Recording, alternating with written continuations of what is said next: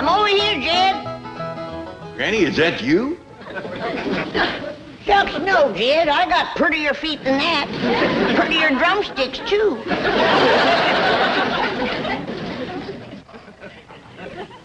Well, them is them fancy towels Mr. Drysdale give us. Yeah, he says they're beach towels, but we use them right here. Granny, we've got company coming, and I reckon you'd like to get some victuals going. Who's coming? Well, one of them rich, high society Beverly Hills fellows named of Armstrong Dueser McHugh III. The third what? Third Armstrong Dueser McHugh, I reckon. You mean to tell me that them McHughes named all three of their young'uns the same name? I reckon that's it. Well, it's none of my business. But dogged if I can see where Armstrong Dueser is such a good name. Kind of confusing, too. I reckon that's why they call him first, second, and third. How'll this feller get acquainted with us? Well, he ain't yet. Jethro invited him over here to meet us, but between you and me, I think it's Elly he wants to meet. Yeah, Jethro's always bragging about his pretty cousin. I told her there's a fella coming over to meet her, and she promised to put on her prettiest dress. Well, when that Armstrong Dueser gets a look at Elly, he's gonna forget what number he is. Carl? Over here, Elly. Elly Mae Clampett, there is a fella coming to see you. Well, what's wrong, Paul? I put on my prettiest dress. Elly Mae, look at your feet. You ain't got no shoes on. Well, I'll go put them on. Come back, Elly Mae. I just can't think of no quicker way to kill a romance than to meet a feller toting a skunk in yarn.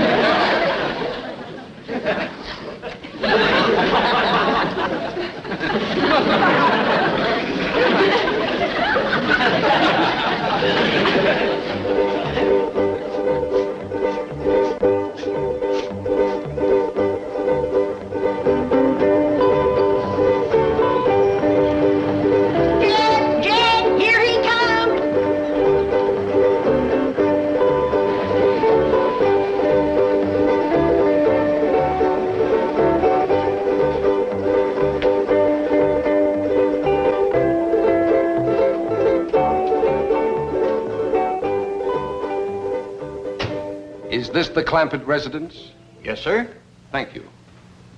He's older than I figured. And wearing a uniform. Jethro didn't see he was in the Army. It's all right, Jed. It's Confederate graves. Well, howdy there. I'm Jed Clampett. This here is Granny, and I reckon you must be Armstrong Dueser McHugh III. Oh, no, sir. The second? No, ma'am. That explains him being older. He's the first. Jethro, Armstrong's here. Sir, you don't understand. Excuse me.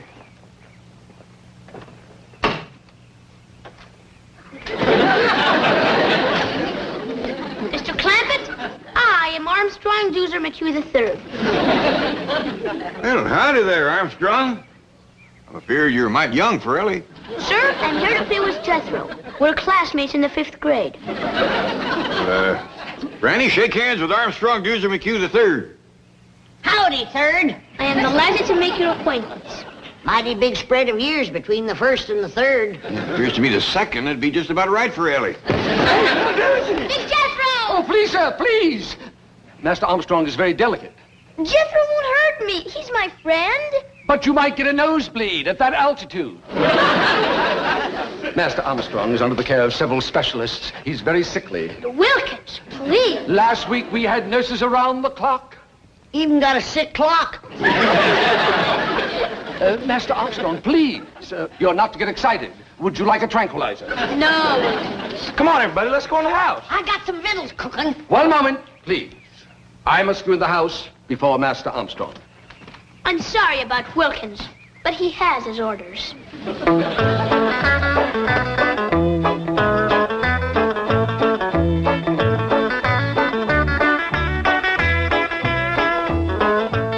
What in the Sam Hill are you doing?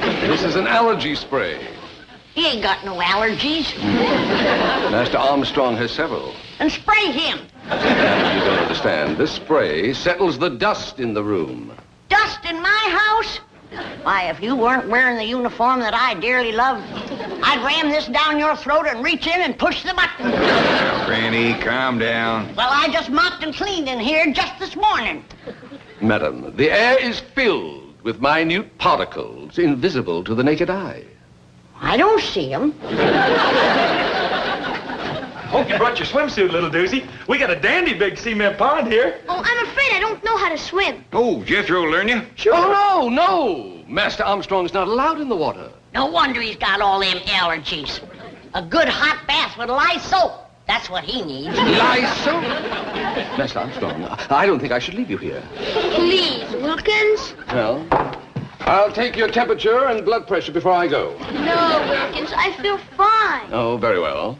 With whom shall I leave the young master's schedule on rest, diet, medication, and telephone numbers of doctors? Well, if it's anything to do with Doctor and Granny, here's the best. Very well. There you are. Now then, antihistamine pills, tranquilizers, acid pills, anti-acid pills, vitamins, iron, liver, yeast extract, antibiotics. Open up, Master Armstrong. It's time for your throat spray. Just a precautionary measure to see that he fights off the respiratory virus. If that rascal comes around here, I'll fight him. Over to school, all the big fellas is always picking on little Duesy. But not when Jethro's around. Oh, I almost forgot. The oxygen tent is in the car. Where shall I set it up? Tent? Yes, sir. Master Armstrong usually spends an hour a day in it. Oh, you like camping, do you? I'll say he does. He's as happy as a itchy pig rubbing against a real fence. Speaking of pigs, I got some hog jowl stewing and a possum pie in the oven for this little feller's lunch. Come on. Hog jowls. Possum pie. Do you intend to feed those things to Master Armstrong? Why, don't he eat that good at home? Oh, he has an extremely delicate digestive system. At present, he's on a diet of special Swiss yogurt. We hunted all over Beverly Hills to find it. Jethro, get out your rifle and hunt down one of them Swiss yogurts. Okay, Uncle Jed. Oh, and I'll take little Duesy along to make sure I shoot the right kind. Sure. Reckon Granny will know how to cook it once she sees it. Does it run or fly? Neither. Yogurt is inanimate.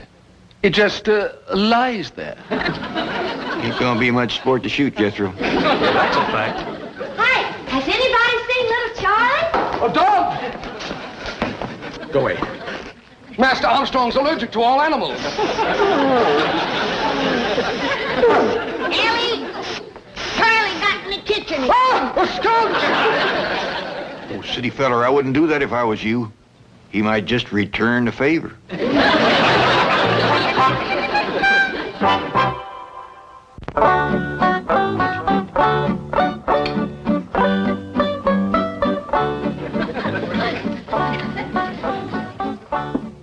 Oh, I'm sorry. You've all finished. Go right ahead and chuck it in there, young feller. Looks like you could use a little fattening up. That's a fact. I throwed away chicken bones with more meat on them than he's got. You want some more, little Duesy? Oh, no, thank you. It was most delicious. I'd like to tell Chef how to make that. Who, Chef? Oh, he's the fella that does the cooking over at Duesy's house. A man in the kitchen? Yeah, Granny. You ought to see him. Cooks in a great big white hat. Well, the first thing to tell him to do is to get rid of the hat and do his cooking in a pot. Well, how come your ma don't do the cooking, little Duesy? Who? Your ma. Oh, Mother. I don't believe she knows where the kitchen is. On her rare visits home, I've never seen her there. Visits home? My mother and father spend most of their time traveling. Oh, drummers, huh? What do they sell? Oh, they don't work. They just travel. How come? I really don't know. I imagine they enjoy it. Well, don't you miss your ma and pa? Oh, they write to me regularly. Every month or two. I have a marvelous collection of foreign stamps. And they always telephone me on my birthday. That's right, friendly of them. Well, who looks after you, little Duesy? Oh, mostly the governess. Governess?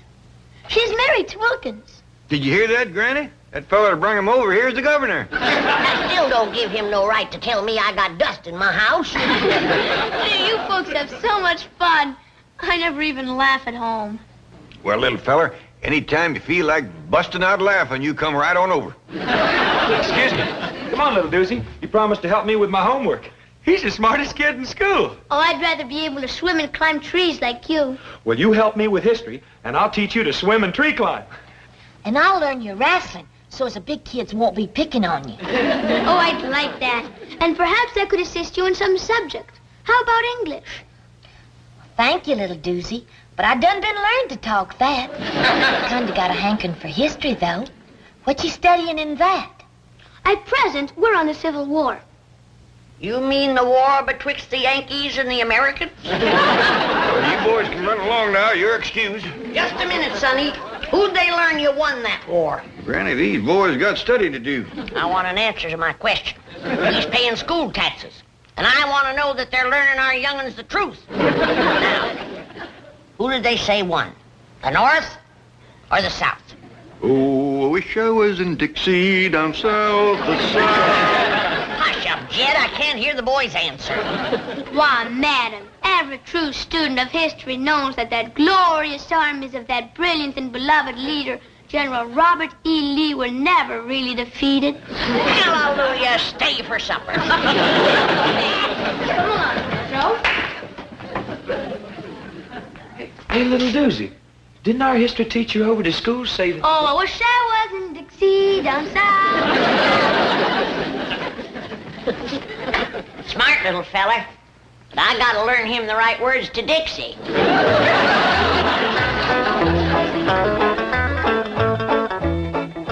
I spoke to young Master Armstrong, and he told me to tell you that he ain't ready to go home yet. He's having too much fun.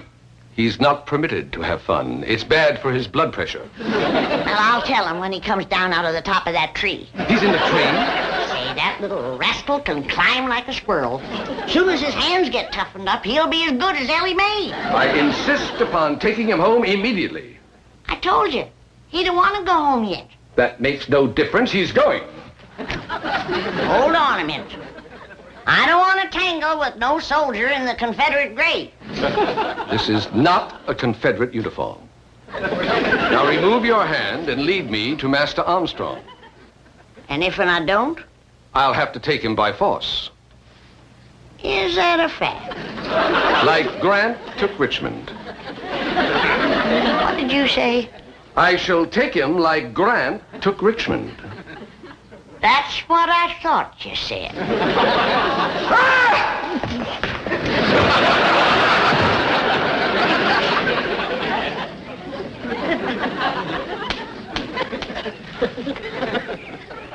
I'll be back. Well, you better bring Grant with you, and his whole army.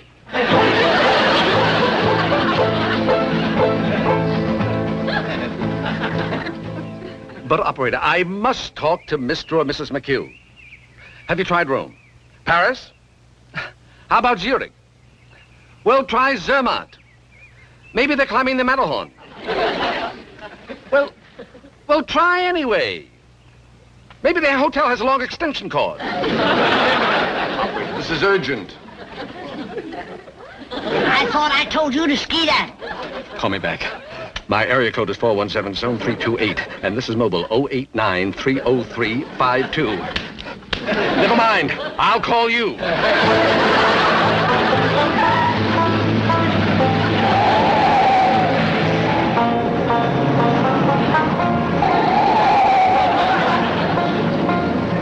You didn't take a gun to the governor, did you?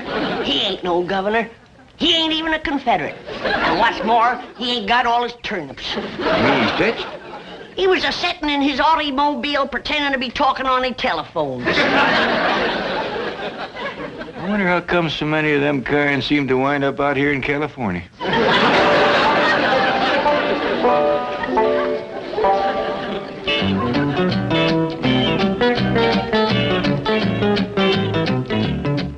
Sorry to interrupt, Chief, but Wilkins here has an urgent problem concerning young Armstrong Dueser McHugh III. No, what is it? Well, to fill you in, Chief, Armstrong Dueser McHugh III's father, Armstrong Dueser McHugh II, has appointed the bank executor of his will, administrator of his estate, and guardian of Armstrong Dueser McHugh III in case something should happen to Mr. and Mrs. Armstrong Dueser McHugh II. And that is why Wilkins here, and very wisely, has come to you in this crisis. What is the crisis? I forgot. Oh, yes. Young Master Armstrong is being held a prisoner. Call the FBI. Do you know who has him? A hillbilly family called the Clampetts. J. Edgar Hoover, please. Never mind, hang on. Wilkins, the Clampetts are my next-door neighbors, my largest depositors, and my personal friends. And the very salts of the earth. Sorry, Chief. But, Mr. Drysdale, young Master Armstrong is extremely frail and delicate, and the Clampetts refuse to give him the proper food or rest or medication. They're exposing him to great danger. Get the Clampetts on the phone. They won't harm the boy. But I'm afraid they already have. They've got him climbing trees and eating possum pie. Delicious. But they're violent people. Granny threatened me with a shotgun. What did you say about the South? The South what? Granny! Jane Hathaway here. Could you call young Armstrong Dueser McHugh III to the telephone? I don't hardly think so. He went out to the cement pond to swim. Thank you, Granny. Goodbye. Nothing to worry about. Master Armstrong is in swimming. But he doesn't know how to swim. But Jethro, I don't know how to swim. Oh, don't let that worry you, little Dusey. We can learn anybody. Why, heck, Elly May even learned her cat. Come on, Rusty. Look there.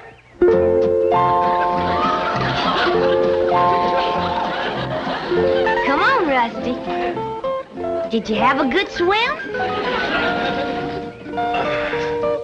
See, little Dusey? There's nothing to it. Now, you just watch me and do as I do.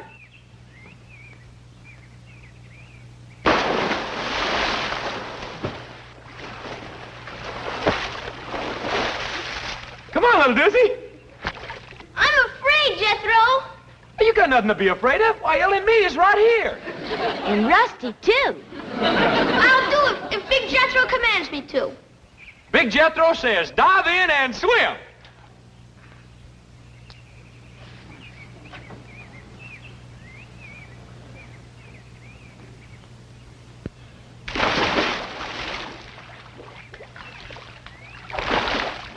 Look, Jethro, I'm swimming!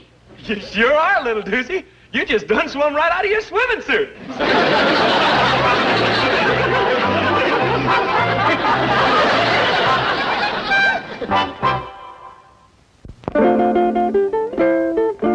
Nice and soft here so nobody won't get hurt none. Can you really teach me to defend myself against those big bullies at school? You betcha. Now come at me like you're fixing to hurt me. I really ought to learn you on someone bigger than myself. Mr. Pullman, Yes, Miss Clampett. would you help us out for a minute, please? Why, certainly. What can I do for you? Well, I'm trying to learn this here young fella how to protect himself. Now, you come at me like you're fixing to hurt me.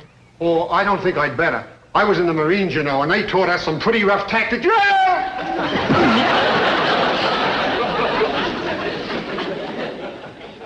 By any chance, were you in the 3rd Battalion?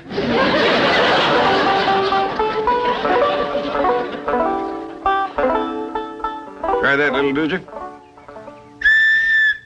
It works! I'll tell you what you can do. You whittle yourself a whole bunch of these, different sizes, tie them together side by each. You can play a real tune. But I don't have a knife, sir. Well, I'll tell you what. If you promise to handle it real careful, like I showed you, safety first, don't cut yourself, you can have this one. Gee, thank you, Uncle Jed. You know, by rights, I ain't your Uncle Jed, just Jethro. Oh, yes. I'm sorry, Mr. Clampett. But seeing as how you're such a good friend of Jethro's, you can call me Uncle Jed. Now remember, Third, you gotta keep your eye on the cork. And when the cork starts bobbing around in the water, then you know that a fish is nosing around the bait. And then, when the cork all of a sudden ducks under the water, then you know old Mr. Fish has grabbed the bait. And you pull him out. Can I hold the line, Mrs. Granny? Sure, you might as well get the feel of it. I caught something! Oh, you couldn't have. There's nothing in there. It felt like a whale! Help me!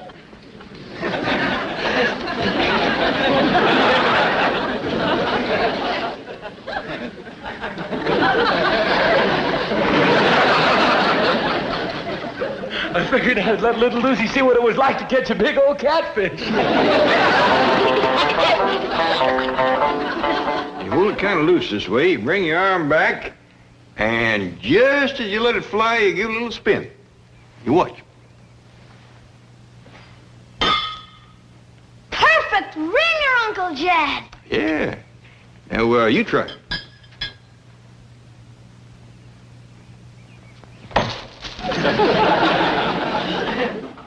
Now, you see how handy it is to be able to climb a tree?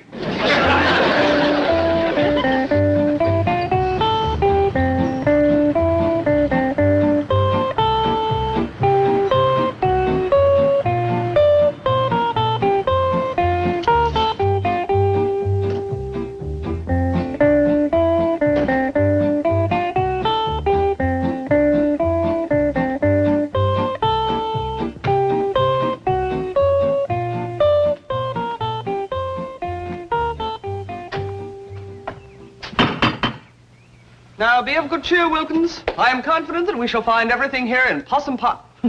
Apple pie order. Howdy, Mr. Drysdale. Well, Miss Jane, Mr. Wilkins, come on in. Gonna bake a tater pie to give to little Dues. And it'll taste so good his toes will curl up in his shoes. To make a tater pie, it takes a lot of possum fat. I don't think that feller chef can bake it in his hat.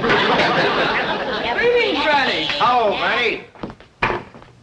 Thought I told you to secede from these parts. Annie. Madam, I demand to see Master Armstrong immediately. Don't wake him up. He's taking his nap. Yeah, you see, he's getting his rest. Needs it, too. Poor little feller's all tuckered out. Which bedroom is he in? He's napping right out there in the sun. The sun! His skin is far too sensitive to be exposed to ultraviolet rays.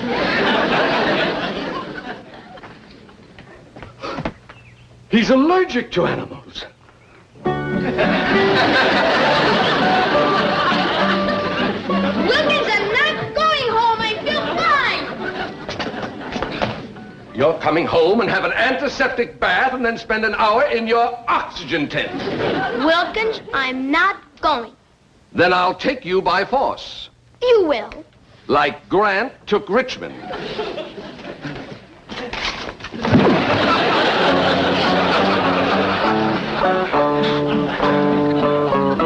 Master Armstrong.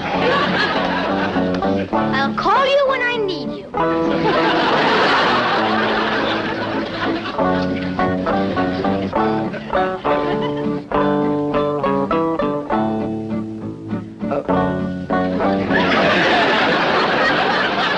Go away. Scat. Scat. Scat. Scat. I wouldn't do that if I was... I